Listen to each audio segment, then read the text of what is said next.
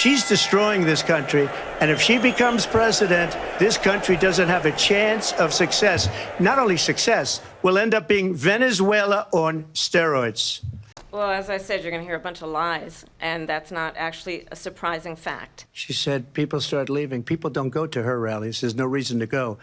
And the people that do go, she's bussing them in and paying them to be there, and then showing them in a different light.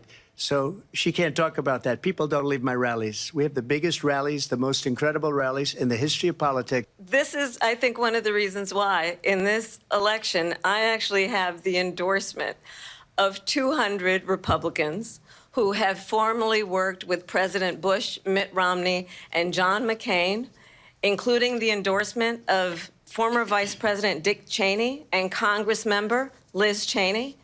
And if you want to really know the inside track on who the former president is, if he didn't make it clear already, just ask people who have worked with him. Well, the showdown between Vice President Kamala Harris and former President Donald Trump took place last night. But the big question is, who won? Well, I stayed up last night to watch the entire debate start to finish. And without a doubt, the winner is...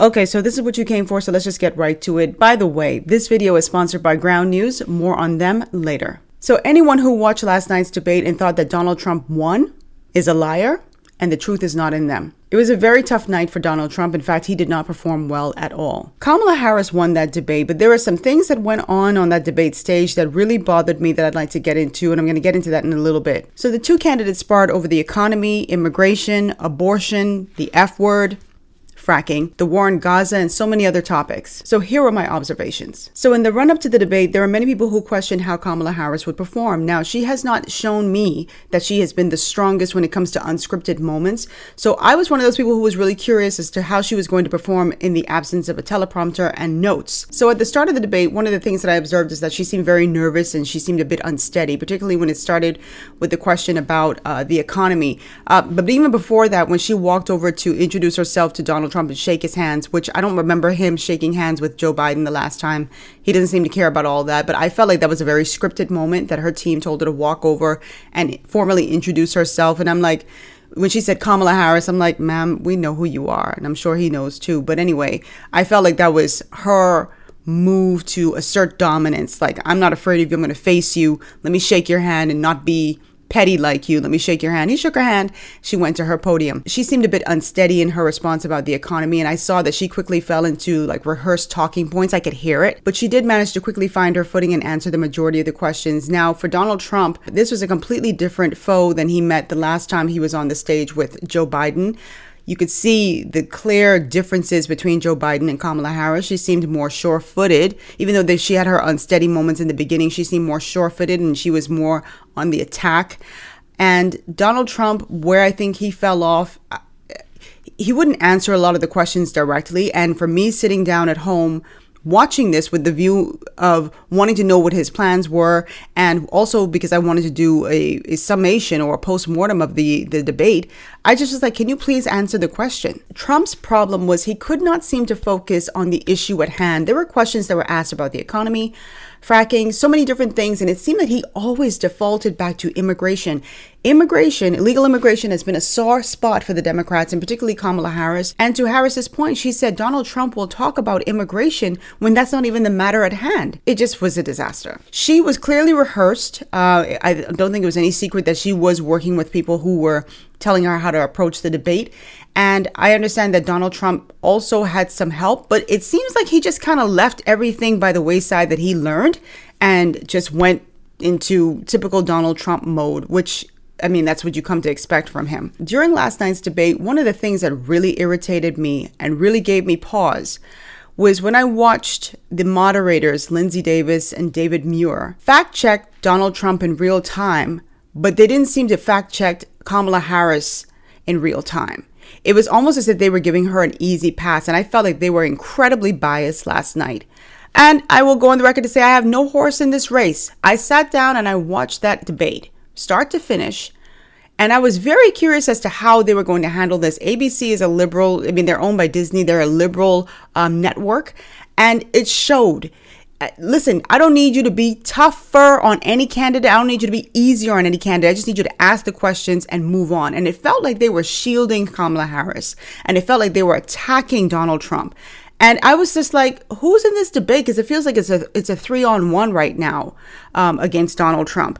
And he had to fact check things that Kamala Harris was saying in real time because the moderators weren't doing it. So like I said, I stayed up late last night to watch the debate. I know a lot of you did not. I know a lot of you prefer to get a good night's rest and wake up in the morning and check out the news outlets to see who declared whom a winner. And I know a lot of you were looking for an unbiased report and you probably had a really tough time. It's really hard during this very heated political season. Well, the good news is I'm here to make it a lot easier, and that brings me to today's sponsor, Ground News. Ground News is a website and app that gathers related articles from all around the world and puts it in one place so that you can compare how news outlets and their biases cover the same story. For example, we know that Donald Trump and Kamala Harris had their first presidential debate last night. Well, Ground News found nearly 350 articles covering the debate from across the political spectrum, but the differences in how they are framed is very telling. For example, left-leaning Bowen Island Undercurrent said Harris presses a more forceful case against Trump than Biden did on abortion, economy, and democracy. While VigilantNews.com, which is far right, is running the headline, "The Real Story Behind the Kamala-Trump Debate." But Sky News UK, which is center, noted that there were blistering exchanges and fact-checking in Kamala Harris and Donald Trump's debate. Reading any one of these articles alone could lead to a completely different opinion on the situation. And as somebody who doesn't take too kindly to people telling me how to think, it is very important for me to have access to diverse news sources that allow me to think for myself. So if you're like me, go to ground.news/TBG, or you can scan the QR code on your screen to save 40% off on the same unlimited access Vantage plan that I use. All the details are below in my description box. ABC looks really crazy today, and they need to check themselves and check their biases, because if they can't do the job properly, then they need to get somebody outside to do it. I don't know who. I mean, I know in the past they've had like PBS journalists doing it just to kind of give some sort of impartiality. But having these networks, whether it's MSNBC or Fox or whomever, I feel like there's always going to be some bias. And last night it was on full display and it was irritating me. David Muir, and I like David Muir. I watch him all the time, every evening on ABC News. But it just felt like he was in attack mode, like pressing Donald Trump.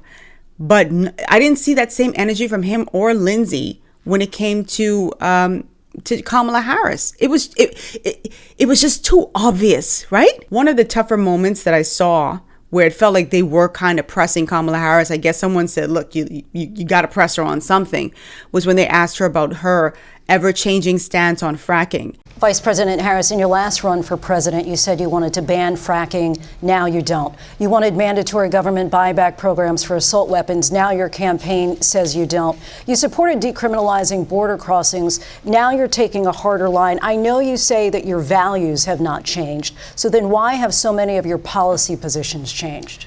So my values have not changed, and I'm going to discuss at least every point that you've made. But in particular, let's talk about fracking, because we're here in Pennsylvania. I made that very clear in 2020. I will not ban fracking. I have not banned fracking as Vice President of the United States. And in fact, I was the tie-breaking vote on the Inflation Reduction Act, which opened new leases for fracking.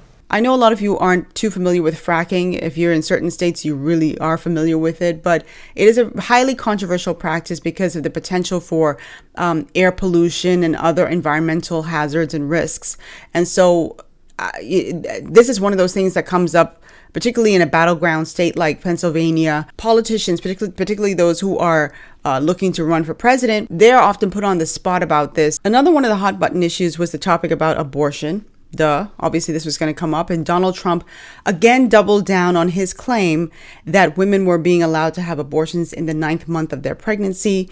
Now, this is a claim that has been debunked several times.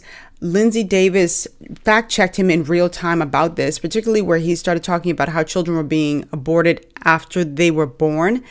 And Lindsay said there is no evidence to support that, but that's not true, because numerous news outlets had cited Minnesota data that showed that 8 babies had survived abortion, and then they had to figure out what to do with those babies. Now, at the time, I believe Minnesota was required to report all living fetuses that survived an abortion. And between January 2019 and December 2022, they recorded 8 incidents. So I don't understand why in the face of all that data and in the face of all these news media outlets reporting that, they debunked that. Now, the state of Minnesota later did away with that requirement, but to make Donald Trump seem like some loon who's kind of pulling this stuff from out the air is insane to me. One of the things that I also noticed is that she was constantly distancing herself from Joe Biden throughout the performance. She kept saying, like, well, you're not running against Joe, you're running against me. And she was trying to distance herself from some of the policies. It's funny because this is the same man who ended up stepping aside to give her a chance, right? And she was right along with Joe Biden all along for almost 4 years. And so there's only so much distancing you can do when you were his second in command. So to kind of position yourself like I'm this fresh-faced candidate who is unattached to anyone and anything, and I'm just running up against you and trying to usher in a new style of leadership, I mean, that's kind of disingenuous. No, you are a part of this man. You are attached to him for all intents and purposes, whether you want to be or not. His record is your record. Anyway, I want to hear from you guys. Just let me know who you think won last night's debate.